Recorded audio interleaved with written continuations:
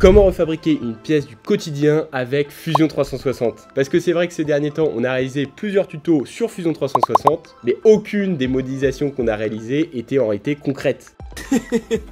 Quoi? Pourtant, c'est bien ça, un des intérêts de la modélisation et de l'impression 3D, c'est pouvoir refabriquer facilement des pièces du quotidien qui ont été cassées. C'est pour ça qu'aujourd'hui, on va modéliser cette pièce, qui est tout simplement une pièce de notre store dans l'atelier. Évidemment, le processus qu'on va faire ensemble suivra la même logique pour n'importe quelle autre pièce. Et dans la vidéo, on travaillera uniquement sur la partie modélisation 3D. Si jamais ça vous intéresse d'apprendre ou de réapprendre l'impression 3D, on vous met en description un lien vers une formation gratuite composée de cette vidéo qui revoit les bases de l'impression 3D. Allez, c'est parti. Ok, donc voilà mon store. Moi, la pièce que je vais chercher à reproduire, donc ça va être cette pièce-là. Juste là, et pour ça je vais me munir d'un pied à coulisse et je vais tout simplement prendre toutes les mesures que je vais noter pour ensuite commencer mon modèle sur Fusion. Allez, let's go!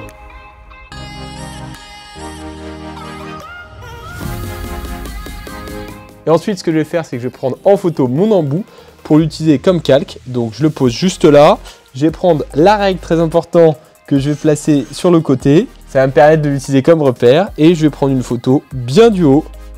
Hop, impeccable. Et là maintenant, je vais pouvoir importer ma photo sur Fusion et on se retrouve tout de suite sur le logiciel. Ok, on arrive sur Fusion 360. La première étape, ça va être tout simplement d'importer la photo qu'on vient de prendre. Donc pour ça, on clique ici, donc sur afficher les panneaux de données.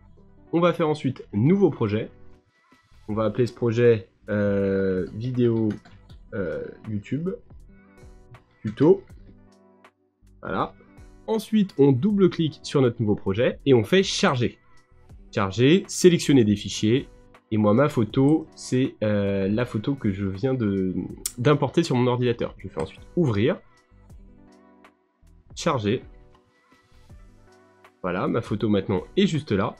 Et maintenant, je vais cliquer sur zone de dessin. Zone de dessin, je sélectionne la photo que je viens d'importer. Je fais insérer. Et je vais la sélectionner sur ce plan. Donc je fais clic sur ce plan. Là, je vais zoomer. Là, vous voyez, on a notre photo. Je peux jouer sur différents paramètres, notamment sur l'opacité de notre dessin. Nous, on veut pas que ça soit trop visible, donc on va garder 53. Et ensuite, on fait Entrée. Donc là, maintenant, on a notre photo, c'est très bien, mais encore faut-il la mettre à l'échelle.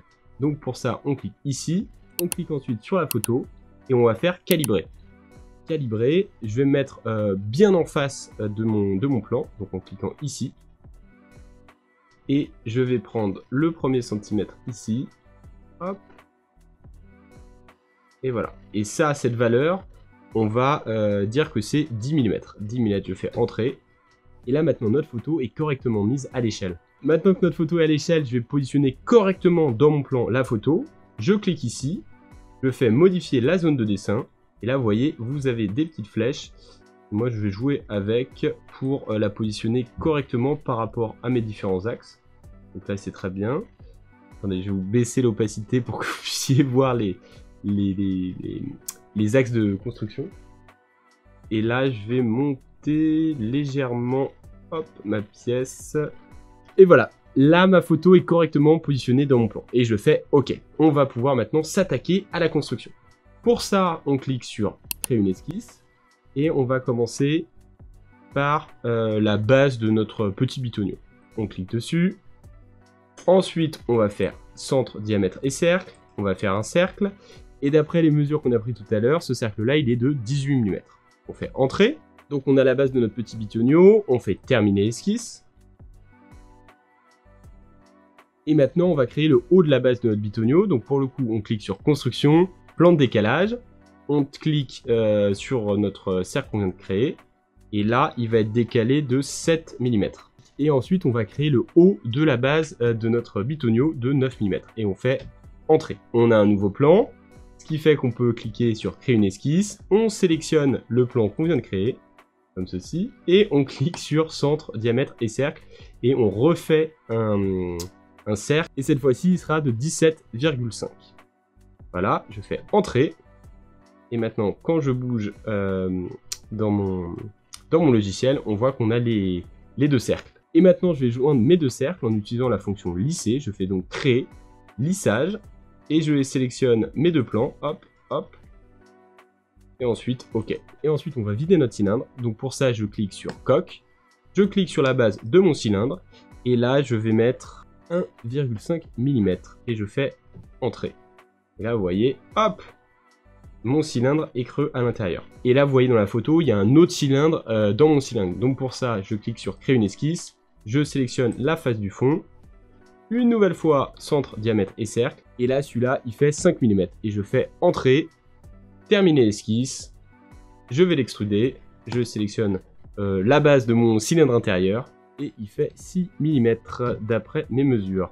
Voilà, bon bah là on a déjà fait la première étape, créer donc toute la base de mon petit objet. Je profite de cette pause pour vous dire que si vous appréciez notre travail, c'est super important que vous likiez, commentez et vous abonnez. Ça nous aide énormément pour développer la chaîne et pour le référencement. Et surtout, ça nous montre que vous appréciez ce contenu. Et si c'est le cas, on vous fera d'autres tutos sur Fusion. Maintenant, on s'attaque à la deuxième partie de la pièce. Et là, je clique sur créer une esquisse. Je vais sélectionner le haut du cylindre de ma base. Je clique dessus. Je clique sur centre, diamètre et cercle, encore. Cette fois-ci, il va faire 15,5 mm. Je fais entrée. Je fais ensuite un décalage de ce cercle-là de moins 1 mm. Je fais entrée. Et ensuite, avant de terminer l'esquisse, on va faire les petits engrenages sur la pièce. Là, ce que vous voyez en photo, c'est ce qu'on va créer. Donc, je zoome en haut, hop, de mon cylindre. Et là, je clique sur rectangle, comme ceci. Voilà. Là, je viens de me créer un petit rectangle. Et on va devoir coïncider tout ça. Donc je clique sur coïncidence. Et moi je vais coïncider ce trait, hop, avec mon cercle. Maintenant c'est correctement coïncidé. On va mettre les bonnes longueurs. Donc en haut c'est 1 mm. Je fais entrée. Et ici sur le côté c'est 0,6 mm. Et je fais entrée. Voilà. On n'oublie pas de supprimer ce petit trait. Donc pour ça on fait ajuster. Et on supprime ce trait là. Voilà, c'est très bien. On fait ensuite terminer l'esquisse. On va maintenant extruder l'entre-deux de nos deux cercles. Donc, je clique sur extrusion. Je clique dessus. Et je vais faire 17 mm. Voilà, je fais entrée. Maintenant, je vais faire la même chose pour ma petite rainure de mon engrenage. Donc, il faut que je raffiche mon esquisse. Donc, pour le coup, je vais dans esquisse. Je clique ici. Je l'affiche. Hop. Voilà, on la retrouve. Et je fais extrusion. Je clique dessus. Et ici, je vais faire 17. Sauf que je fais bien attention dans opération à ne pas faire joindre, mais faire nouveau corps. Sinon, ma petite rainure va fusionner avec le reste de mon cylindre. Donc, je fais nouveau corps, comme ceci. OK. Et là, vous voyez sur mon engrenage, sur ma photo, en réalité, il y a un chanfrein. Donc, moi aussi, je vais faire pareil. Je vais faire un chanfrein. Je fais modifier. Je clique sur chanfrein. Je sélectionne ce trait-là. Voilà. Hop. Et là, dans type, utilisez bien deux distances et non distance égale. Voilà. Moi, je vais mettre dans la première distance, donc 0,58. Et dans la deuxième, je vais mettre 7. Voilà qui est très bien. Je fais OK. Et maintenant, on va pouvoir mettre des petits congés pour arrondir tout ça. Donc, je clique ici sur congé. Je sélectionne mes différentes arêtes. Et là, vous voyez, si je joue avec mes petites flèches, je peux faire des congés plus ou moins agressifs. Et moi, je vais faire 0,3. Donc là, maintenant, ce qu'on va vouloir faire, c'est dupliquer notre engrenage, donc cette partie-là, en 6 nouveaux engrenages. Donc, je fais créer, réseau circulaire. Ici, réseau, je vais dans réseau circulaire.